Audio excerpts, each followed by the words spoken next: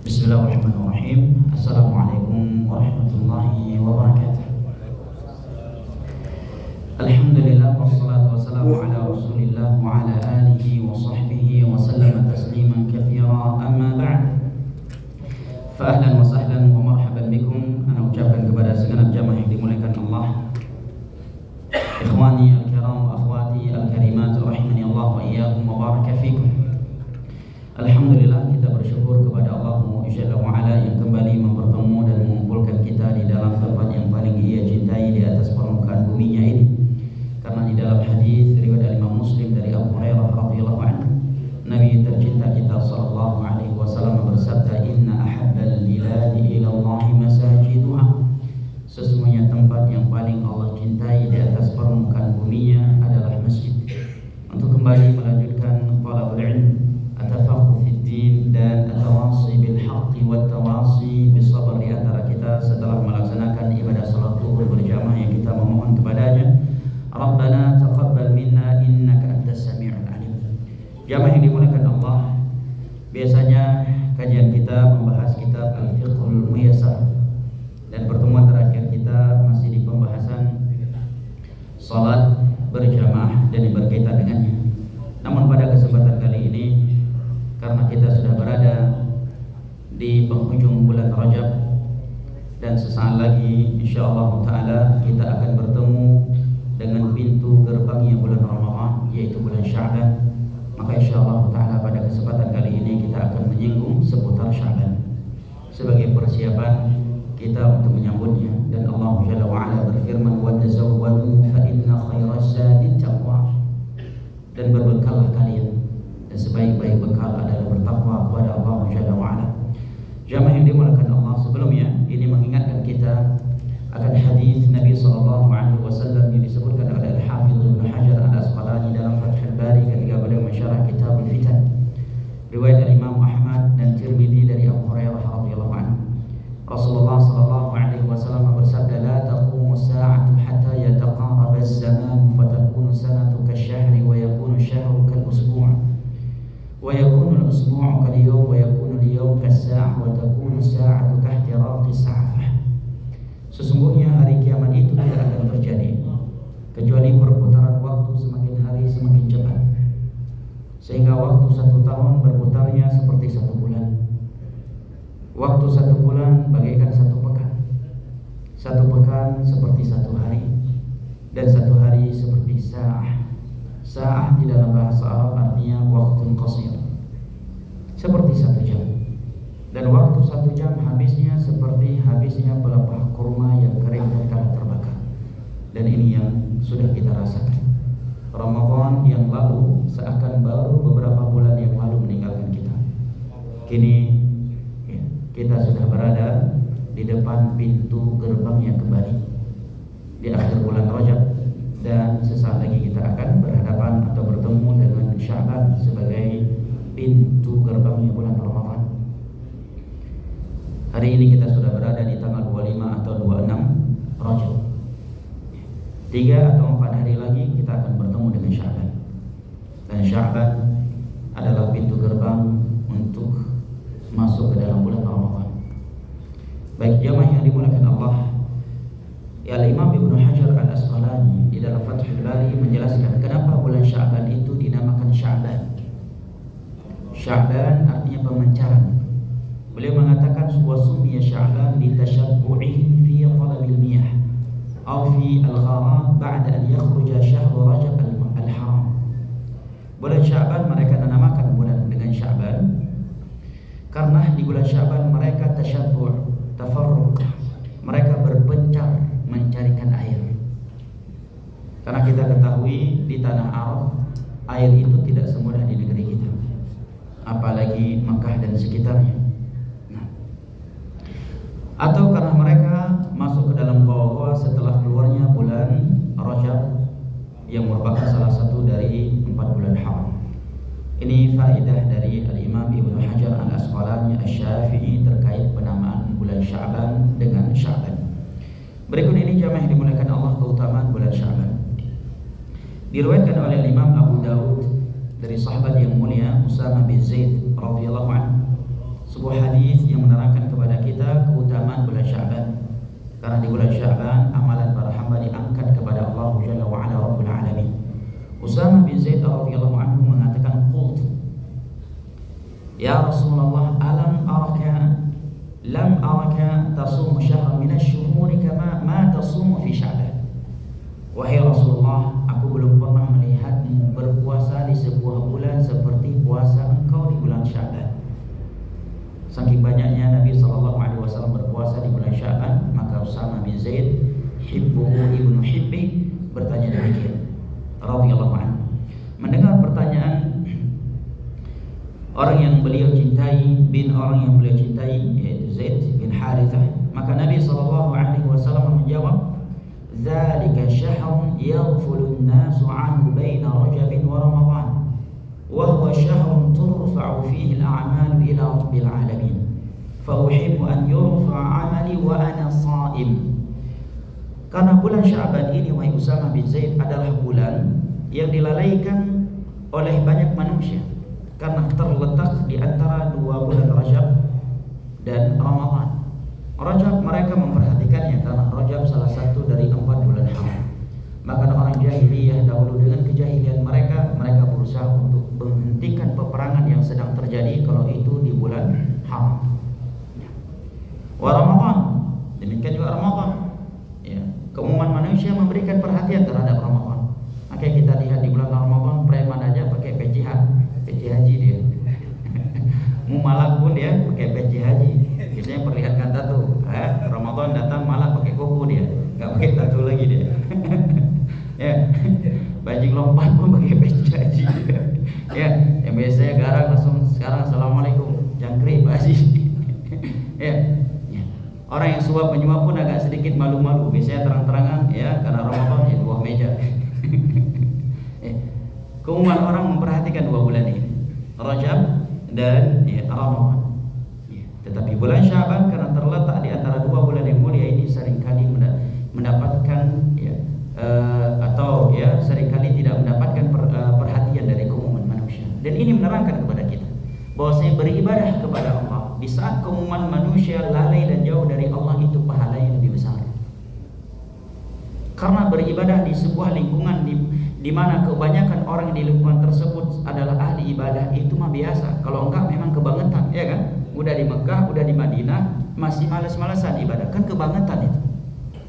Yang luar biasa itu adalah seseorang berada di lingkungan manusia yang jauh dari Allah, lalai dari Allah, malas beribadah, tetapi dia tidak terpengaruh.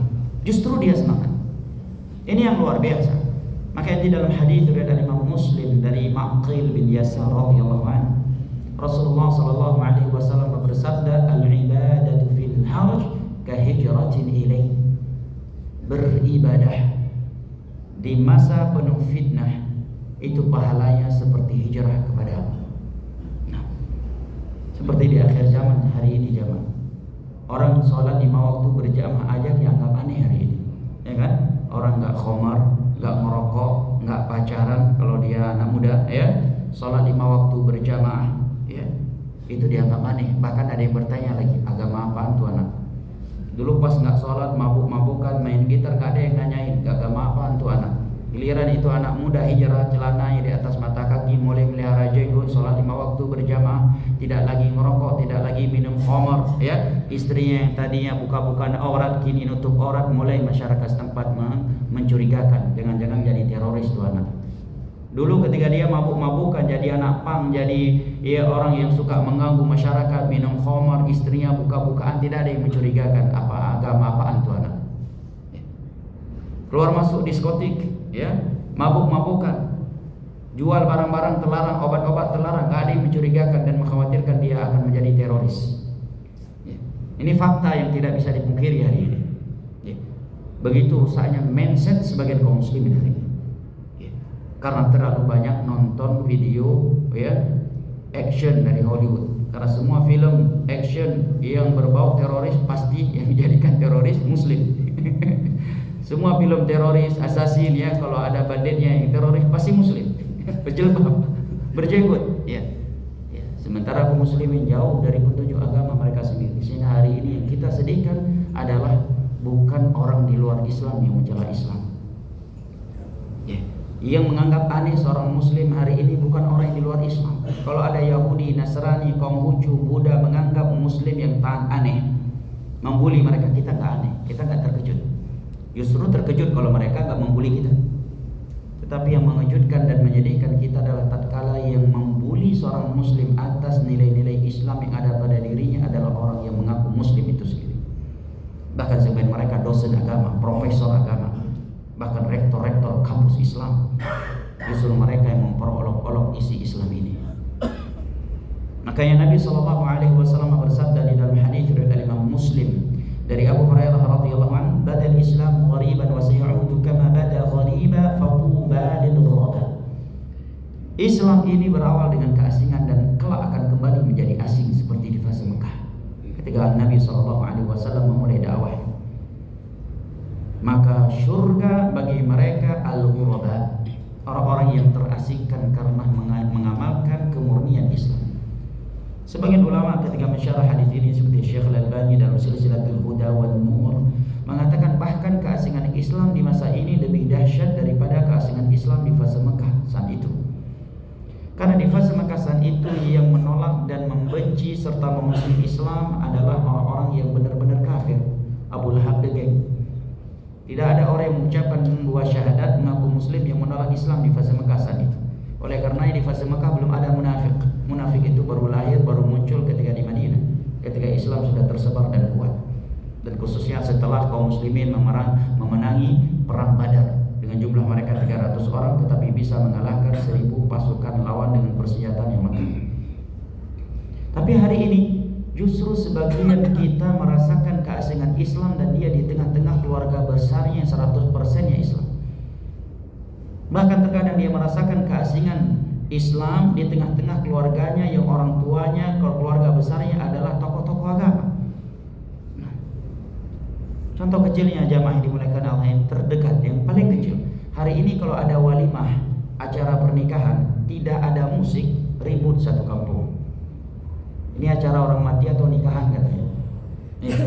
Begitu juga kalau ada walimah urus, tamu laki-laki dan perempuan dipisahkan, itu anak bisa jadi atau berpotensi batal acara nikah yang tidak disetujui oleh keluarga besar. Segitunya dahsyatnya keasingan Islam hari ini. Nah, ikhwani al-kiram wa akhwati al-kariman, kita kembali kepada hadis ini. Nabi mengatakan karena bulan Sya'ban dilalaikan oleh kebanyakan manusia tatkala terletak di antara dua bulan yang mulia, Rajab dan Ramadan, yang mendapatkan perhatian dari keumuman mereka. Yang kedua, Nabi mengatakan wa huwa syahrun turfa'u fihi al-a'mal ila rabbil alamin. Di bulan Sya'ban amalan-amalan hamba akan diangkat kepada Rabbul Alamin. Dan aku ingin amalanku diangkat dan aku sedang berpuasa.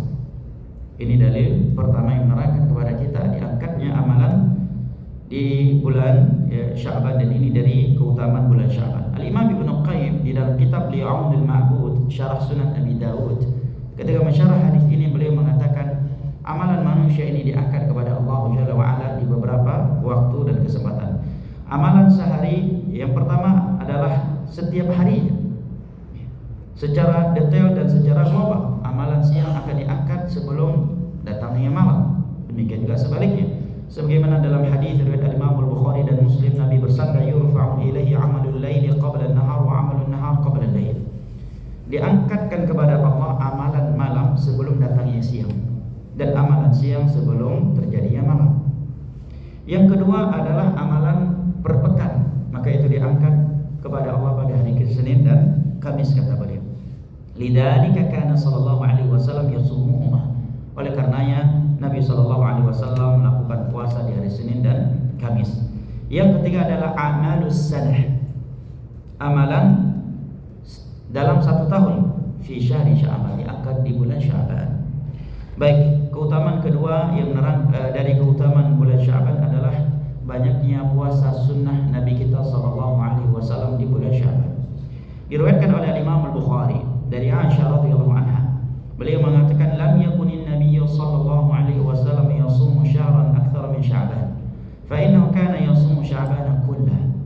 Nabi sallallahu alaihi wasallam belum pernah berpuasa di sebuah bulan melebihi puasa beliau di bulan Sya'ban.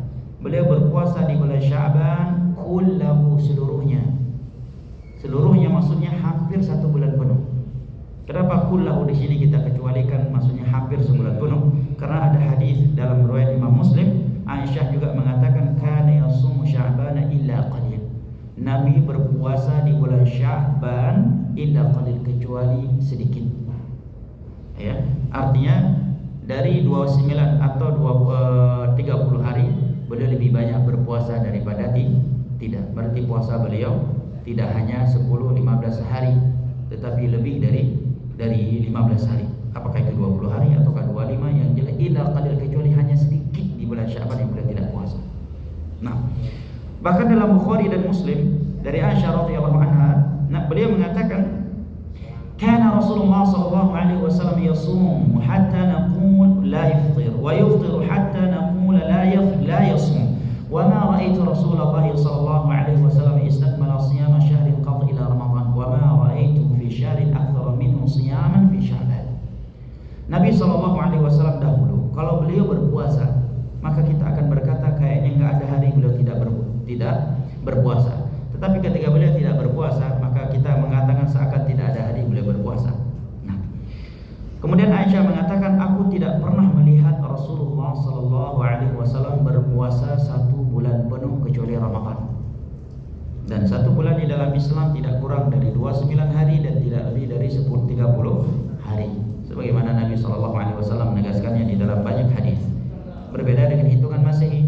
Bulan itu ada 28, 29, 30 dan 31. Bulan di dalam hitungan Hijriah tidak kurang dari 29 dan tidak lebih dari 30. Hadis Nabi telah menegaskan demikian. Hari dalam setiap bulan tidak kurang dari 29 dan tidak lebih dari 30. Nah, kemudian beliau mengatakan, dan aku belum pernah melihat Nabi sallallahu alaihi wasallam di sebuah bulan di mana beliau lebih banyak berpuasa ketimbang bulan Sya'ban. Dari hadis ini kita dapat memahami betapa banyaknya puasa Nabi sallallahu alaihi wasallam di bulan Sya'ban. Sehingga beliau mengatakan beliau tidak pernah melihat Nabi di sebuah bulan berpuasa melebihi puasa beliau di bulan Sya'ban, kecuali Ramadan. Faedah lain yang dapat kita ambil dari hadis ini, bahwasanya Nabi sallallahu alaihi wasallam tidak pernah berpuasa 1 bulan penuh kecuali di bulan Ramadan. Maka ini bantah kepada sebagian ajaran, apakah disebut dengan tarekat ini dan tarekat-tarekat tertentu yang menganjurkan kepada sebagian penganutnya yang ingin mengambil suatu tarekat untuk menjalankan puasa mutih selama 40 hari tidak boleh putus. Ya, harus selalu bersambung. Dianjurkan memakai baju putih, pakaian putih, nasi putih, ya, kuah yang bening, dan dianjurkan untuk tidak makan daging-dagingan dulu. Ya, sebagian mereka melakukan di tempat-tempat yang dianggap di situ banyak kuburan aulia. Di sebagian tempat mereka melakukannya sambil pakai cadar, tutup muka kaum bapak-bapaknya. Boleh dilihat di dalam YouTube. Ya, ketik aja pelaksanaan ibadah suluh. Sebagian daerah kalau di Aceh dinamakan suluh. Mereka menjalankan tarekat tersebut sambil nutup ya mata dan muka.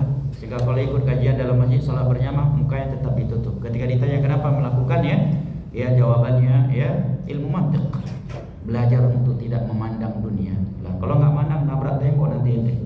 Ya gimana mau keluar masjid? Ya mata ditutup, nabrak pintu nanti. Ini batil. Ya laqad kana lakum fi Rasulillah sallallahu alaihi wasallam. Laqad kana lakum fi Rasulillah uswatun hasanah.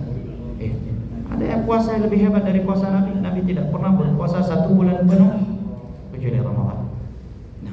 Ramadan pun kalau putus di tengah jalan karena uzur, safar, sakit, tidak harus mulai dari nol lagi. Dia cukup mengqadha hari-hari yang dia tinggalkan karena uzur syar'i. Nah ini puasa ala sufi, kalau putus di tengah jalan untuk ambil tarekat itulah harus mulai dari nol lagi. Lebih hebat dari puasa Ramadan. Laqad kana lakum fi Rasulillahi uswatun hasanah. Sungguh telah ada suri teladan yang baik untuk kalian pada diri Rasulullah sallallahu alaihi wasallam. Dan Abdullah bin Mas'ud radhiyallahu anhu mengatakan, kullu ibadatin lam yata'abbad biha ashabu Muhammad sallallahu alaihi wasallam fala tata'abbaduha fa innal awwalina lam yatruku lil akhirina majala. Setiap ibadah yang belum pernah dikerjakan oleh para sahabat Nabi sallallahu alaihi wasallam jangan kalian lakukan, karena mereka tidak membuka pintu untuk kalian mengupdate atau mengupgrade agama ini. Ikhwani al-kiram wa akhwati al-karimat rahimani Allah wa iyyakum wa baraka fikum. Jika ada yang bertanya apa hikmah kita dianjurkan memperbanyak puasa di bulan Sya'ban? Toh Ramadan kita juga akan puasa jika Allah pertemukan kita dengan Ramadan. Kenapa harus start dari bulan Sya'ban? Maka jawabannya, mari kita simak dari penjelasan Al-Imam Ibn Rajab di dalam kitab beliau Lataiful Ma'arif. Al-Imam Ibn Rajab salah satu ulama kaum muslimin yang hidup di abad ke-6 atau ke-7 Hijriah. Beliau mengatakan siyamuhu katamrini ala siyami Ramadan li'alla yadkhula fi sawmi Ramadan ala mashaqqatin wa kulfatin bal qad tamarrana ala siyami wa'tadahu wa wajada bi siyami Sya'ban qablahu halawata as-siyam wa ladzatahu fayadkhulu fi siyami Ramadan bi quwwatin wa nashat. Beliau mengatakan memperbanyak puasa di bulan Sya'ban adalah sebagai latihan untuk puasa Ramadan, sehingga ketika dia bertemu dengan bulan Ramadan, dia tidak lagi merasakan kelelahan dan keletihan karena dia telah berlatih di bulan Sya'ban. Dia sudah terbiasa dengan ibadah puasa, bahkan dia telah merasakan kelezatan dan kemanisan puasa sebelum bulan Ramadan. Begitu Ramadan datang, dia menyambutnya biquwwah wa nasyat, dengan fisik dan mental yang kuat. Ada orang fisiknya kuat tapi mentalnya lemah, sama aja. Atau mentalnya berat dan fisiknya lagi nggak siap.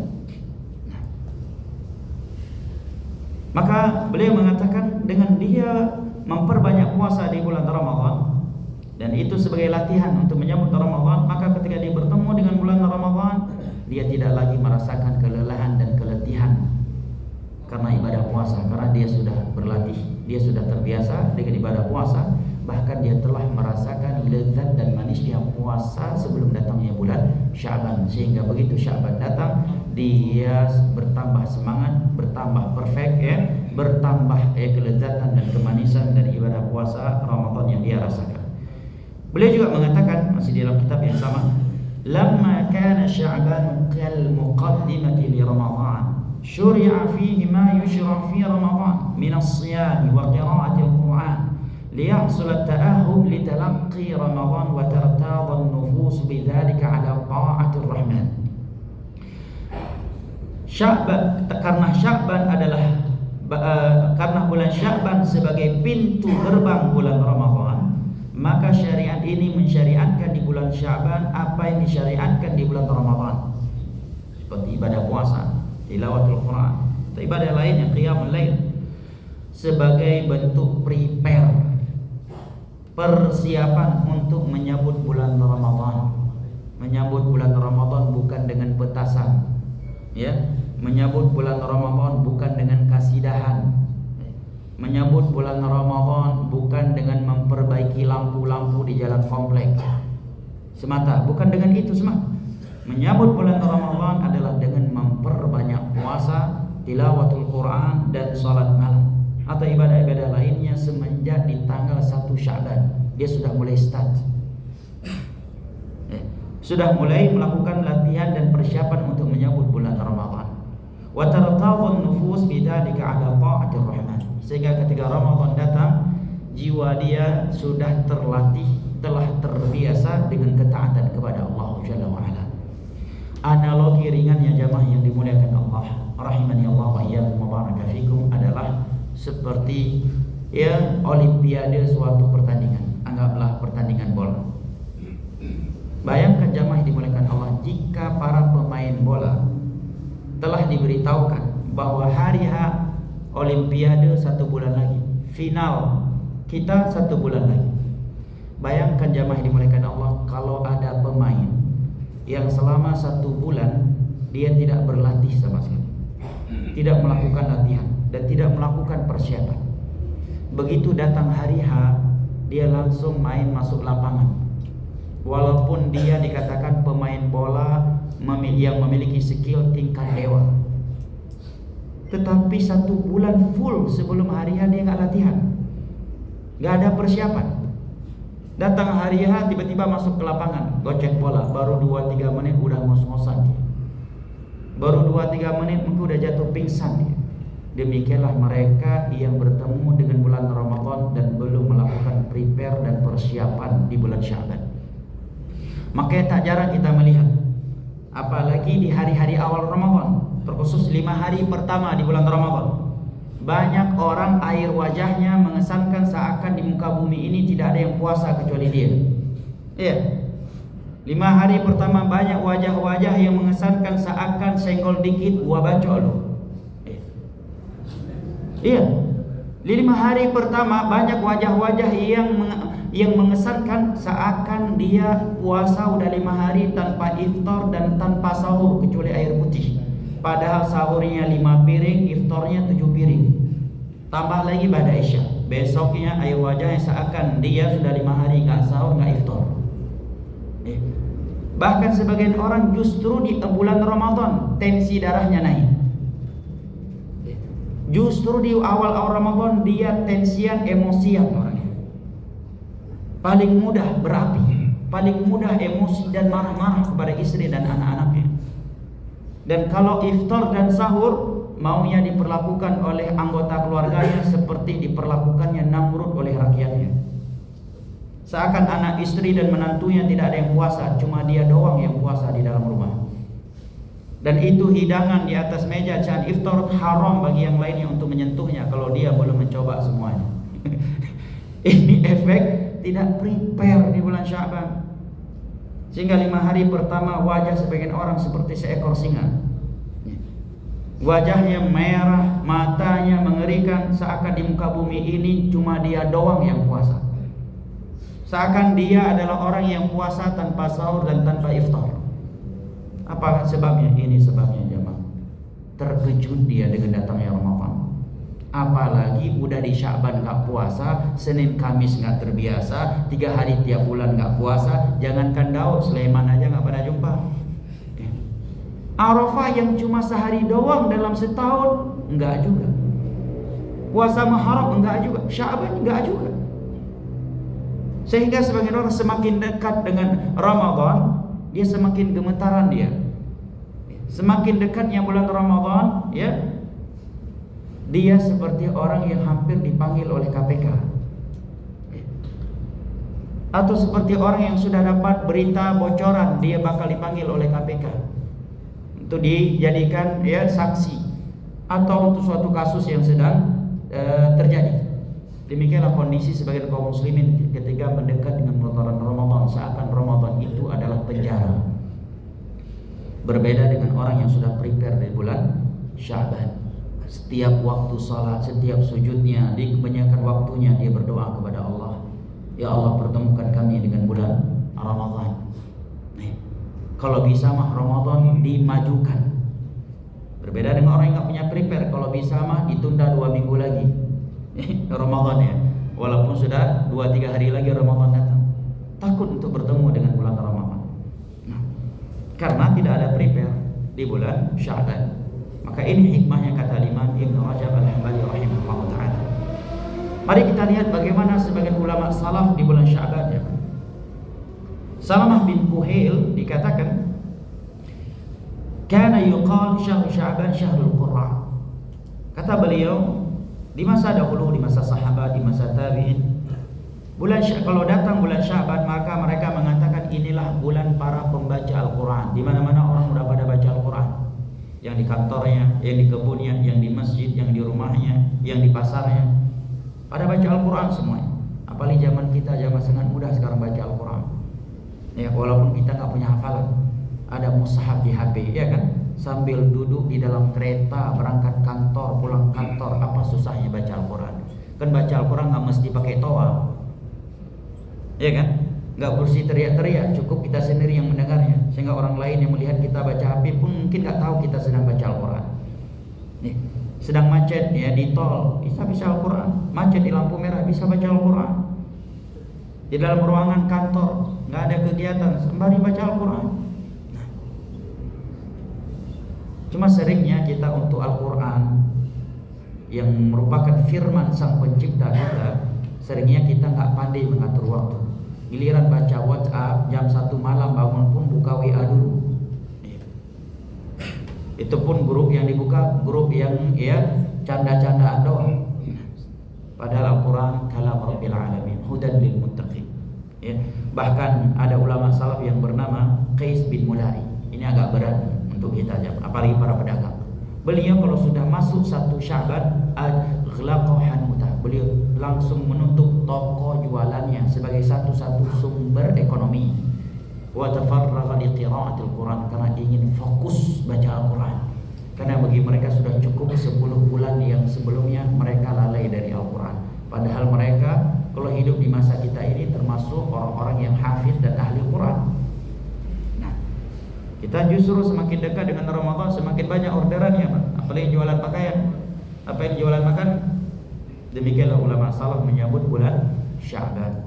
Baik jamaah yang dimuliakan Allah, ya masih banyak bahasan dan poin-poin penting terkait bulan Sya'ban. Namun waktu yang membatasi kita, saya persilakan jika waktu masih tersisa untuk sesi tanya jawab atau ada kritikan masukan yang ingin disampaikan. Barakallahu fikum. Sebelumnya di sini ada amanah dari teman-teman panitia. Ada 2 hadiah, satunya untuk yang bisa menjawab pertanyaan dan yang kedua untuk yang mau bertanya. Ya. Baik. Pertanyaannya adalah tolong sebutkan salah satu keutamaan bulan Sya'ban dengan hadisnya, siapa yang meriwayatkannya dan siapa nama sahabatnya. Teks Indonesia aja, nggak perlu bahasa Arab. Teks Indonesia juga boleh. Nah, ini ada madu, masya Allah. Tapi kalau keluarga yang masih berhalangan, jangan antum yang jawab. Baik, nggak apa, walaupun sedang berhalangan. Baik, silakan sebutkan dalil yang menunjukkan keutamaan bulan Sya'ban. Hadisnya, siapa yang meriwayatkannya dan siapa nama sahabatnya. Ada mode tawadhu mulai dipasang ya. Ada? Silakan. Lihat catatan juga nggak apa-apa, pura-pura nggak tahu antum sedang lihat. Nah, ada hadis yang menerangkan keutamaan bulan Sya'ban. Hah? Gak ada yang nulis. Nah, kira nggak nulis pada seperti Imam Daruqutni semua nih apa? Ya, ya silakan Pak. Dari tulisan ya, bukan dari Google ya. Hadisnya riwayat Muslim. Ahsan, Muslim, Bukhari, Muslim juga Abu Dawud. Dari riwayat Muslim tadi dari sahabatnya siapa Pak?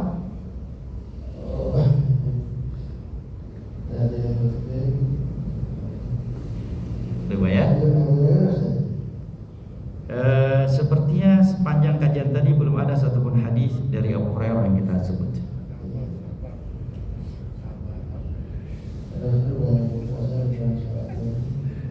Tadi yang mengatakan aku tidak pernah melihat Nabi berpuasa Aisyah. Ahsan, barakallahu fiik Pak. Jazakallahu khair. Silakan Pak, ambil hadiah. Baik, ini hadiah bagi yang mau bertanya. Baik, silakan, ada yang bertanya?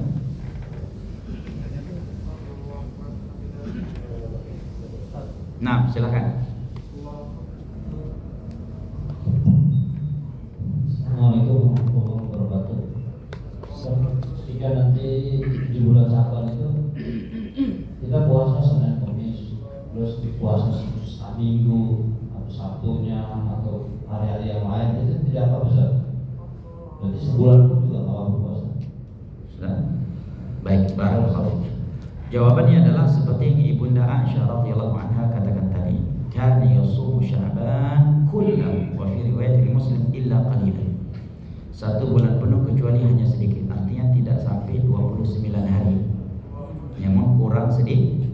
Kalau dia berpuasa full 20 hari, full 25, full 26 maka tidak masalah. Yang terlarang adalah berpuasa 1 atau 2 hari sebelum datang Ramadan sebagai bentuk kehati-hatian tentang datangnya Ramadan yang Nabi sebutkan dengan yaum syak. Dalam hadis Abu Hurairah radhiyallahu anhu dikatakan man shoma yaum syak faqad asa Abul Qasim.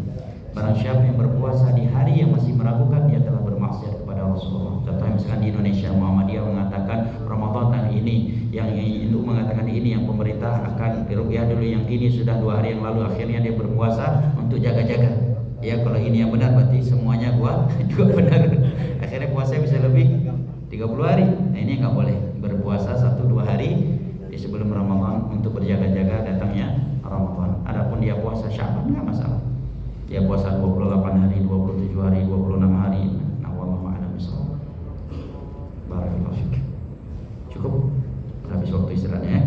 Baik, jamaah yang dimuliakan Allah, semoga Allah Jalla wa Ala memberkahi sisa-sisa Rajab ya, yang masih tersisa ini, dan semoga Allah Jalla wa Ala memberkahi umur kita di bulan Sya'ban dan kembali mempertemukan kita di dengan bulan Ramadan tahun ini. Dan yang lebih penting jamaah, mohon harapan anak kepada jamaah sekalian, mohon sekali untuk Ramadan kali ini jangan lagi menjadi korban PHP kita. Ya Ramadan yang lalu selalu menjadi korban PHP kita. Kita menjanjikan Ramadan yang lalu akan khatam Al-Quran sekian kali, akan tarawih tiap malam dan sebagainya ya. Ingin khatam ya minimal 3 kali, rupanya ya Ramadan lewat jangankan 30 juz 30 pun enggak tamat. Ya, jadi mohon Ramadan kali ini jangan lagi kita PHP-in ya. Jangan lagi menjadi korban PHP kita. Sudah cukup